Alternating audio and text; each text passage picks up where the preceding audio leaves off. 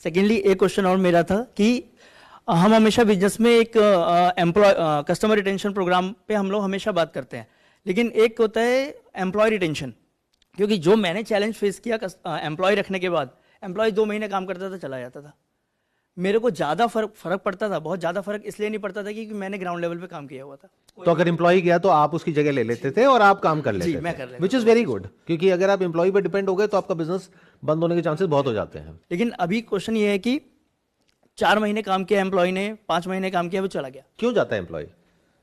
Sir वही तो question है मेरा कि ऐसे नहीं, ऑब्वियस है। आप बताओ, आप सब यहां पर बहुत सारे लोग जॉब करते होंगे, कितने लोग जॉब करते हैं? हाँ, तो आप जब जॉब छोड़ते हो, क्यों छोड़ते हो? हाँ, आप बताइए।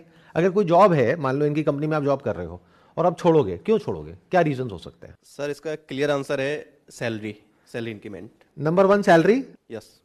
तो इससे क्या अपने को सोल्यूशन मिला कि अगर आप 1.5-2 लाख रुपए महीने का कमा रहे हो, उसमें से मान लो आप एक आदमी को सैलरी दे रहे हो 10,000 रुपए, तो अगर 3 आदमी है आपके पास में, उनकी सैलरी आपने 10,000 से बढ़ा करके 15,000 कर दी, आपका कितना एक्स्ट्रा गया? 15,000 रुपए। किसमें से लेस हुआ? आपके प्रॉफिट में से, 1.5-2 लाख रुपए में से। लेकिन आपको क्या बेनिफिट हुआ? अब वो एम्प्लॉय छोड़ के नहीं जाएगा, नंबर 1। नंबर 2, इसको ऐसे नहीं देना कि बेवकूफों की तरह उठा करके उसको पैसा दे दिया, क्योंकि उसकी कोई वैल्यू नहीं है। तो it must be connected to some kind of an incentive which is linked to performance.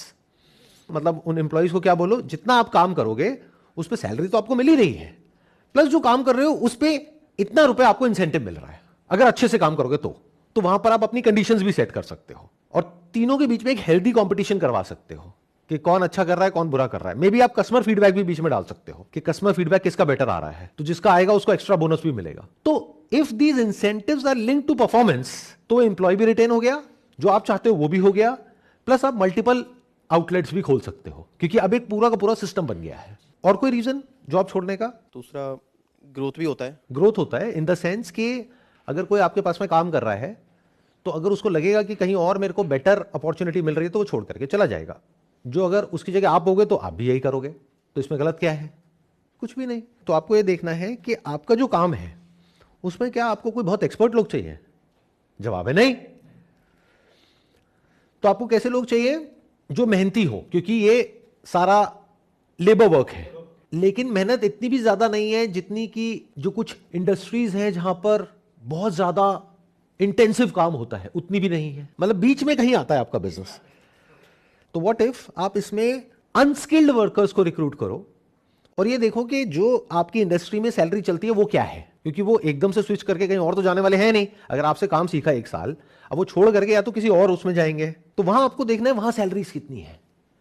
अगर उससे ज्यादा आप दे रहे हो और उससे बेटर तरीके से उनको ट्रीट कर रहे हो, उनको रिस्पेक्ट दे रहे हो, एक पर्टिकुलर टाइम के ऊपर वो काम करते हैं तो उनको ओवर टाइम दे रहे हो, उनको हफ्ते में अगर छुट्टी चाहिए या कोई त्योहार पे छुट्टी चाहिए तो दे रहे हो, इस तरीके से अगर आपने पूरा सिस्टम बना दिया और उसको इंसेंटिव से और बोनस से लिंक कर दिया, मतलब इसको बोलते हैं फिक्स्ड पे एंड वेरिएबल पे।